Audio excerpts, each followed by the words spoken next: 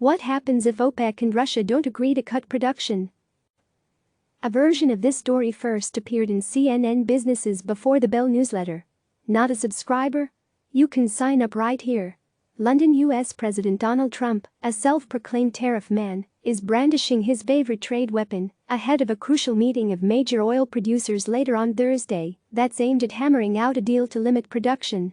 Russia and Saudi Arabia, the de facto leader of OPEC, are engaged in an epic price war that, along with an historic collapse in demand from the coronavirus pandemic, has helped send crude prices crashing to 18-year lows. As a result, dozens of U.S. oil companies are facing bankruptcy. Trump wants a deal and is using the threat of tariffs on imported oil to push OPEC and other major producers towards an agreement. "We want to save a great industry," the president said during a press briefing Sunday. "I would do tariffs, very substantial tariffs," Trump said. Would tariffs work? Analysts are deeply skeptical that U.S. tariffs against Russia and Saudi Arabia would significantly alter market dynamics, my colleague Matt Egan reports. "I'm confident that among all the different things the administration can do to help the industry, tariffs are at the bottom of the list," said Joe McMoneagle, senior energy policy analyst at Hedgeye Risk Management and a former Energy Department official. The United States imported just 401,000 barrels of oil per day from Saudi Arabia in January, according to the U.S. Energy Information Administration. That's down 44% from a year ago and among the lowest monthly totals since the mid-1980s. Russia sent 95,000 barrels to the United States in January. Crude prices spiked by a record 32% last week on hopes of Moscow and Riyadh will declare a truce and massively cut their production. Trump has done his part to raise expectations, saying last week that Saudi Arabia and Russia could slash production by an astronomical 15 million barrels per day. The big picture: even if OPEC and Russia agree to cut production, and even if they are joined by other major producers, prices may not increase much in the near term. That's because of what's happening on the other side of the market equation: demand. Demand for crude oil is collapsing at an unprecedented rate because of the coronavirus, and there's not much Trump, Russian President Vladimir Putin, or Saudi Crown Prince Mohammed bin Salman can do about it. But with expectations so high ahead of today's meeting, failure to clinch a deal could send prices the other direction. "If OPEC and friends can't stick the landing," said Michael Tran, director of global energy strategy at RBC Capital Markets, "it could be a very rough ride, potentially back into the low 20s or even teens."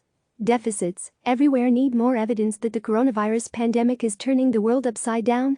Look no further than the UK government announcement on Thursday that the Bank of England will directly finance state spending on a temporary basis if funds can't be raised in debt markets.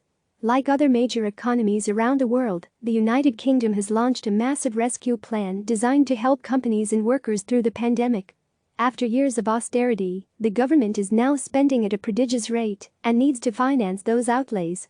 Britain intends to auction £45 billion, $56 billion, in government debt in April alone. That's the highest monthly total on record, according to the Institute for Fiscal Studies. What the government said Thursday is that the central bank will step in and buy those bonds if they can't be absorbed by debt markets. Now, this will only be done on a temporary basis. But monetary financing had been publicly opposed by the central bank in recent weeks, suggesting some real doubts had emerged over whether the United Kingdom was going to find buyers for all that debt. Why does it matter? Central banks have been buying bonds in the secondary market for years via quantitative easing programs.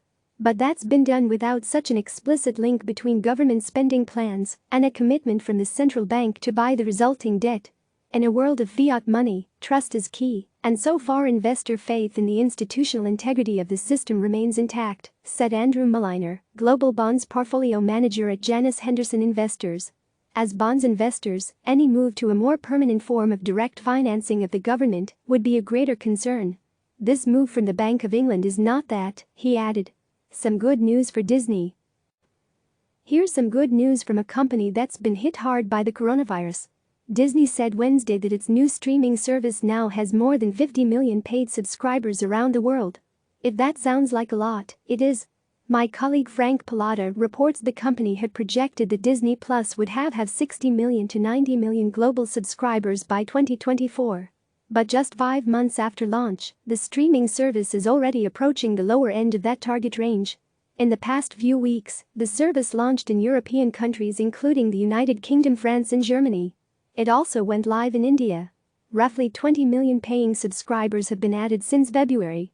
The success of the streaming service offers some relief to a company that's been forced to shutter its theme parks and delay many of its biggest films because of the pandemic. Disney-owned ESPN has had to scramble to figure out what to air after sports leagues suspended games and canceled events. Disney said last week that it would furlough employees whose jobs aren't necessary at this time starting on April 19. Up next, the United States will publish its latest report on initial jobless claims at 8:30 a.m. Eastern Time. The number of Americans seeking unemployment benefits is expected to remain near record highs. Also today, University of Michigan Consumer Sentiment Report for Upper Group Finance Ministers resume talks on potential stimulus coming tomorrow. U.S. stock markets are closed for Good Friday. Click subscribe to receive the latest news.